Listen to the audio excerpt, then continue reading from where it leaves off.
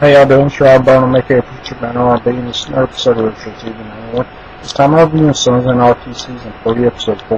What happens on this week's episode is Jackson, the guys have to make another gun run, and on the way to the gun run, before they go, Happy tells Clay that he needs more money to help his mama with her medication. He can handle the hospice bills, but he can't handle the medication. So, Piney tells him about this woman that gives him scripts. That way he can get his medicine that he needs. And Bobby says that he needs some medication for his son's asthma. So after the drop, they all three go to this woman and try to get these prescriptions. And she sells these scripts, but she's not in a pharmacy or whatever. And when they pull up there, some rednecks, meth dealers are trying to steal her strips, that way they can sell them.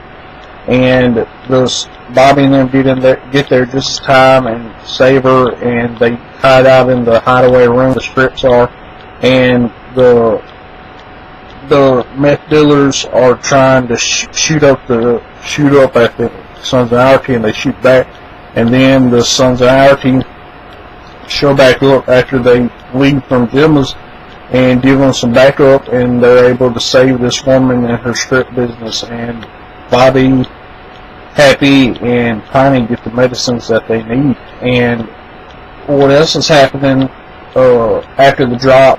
Clay and Jax go to Gemma's father's house and are helping them get Gemma's father ready to go to the nursing home, and Gemma and Tara take her father to the nursing home.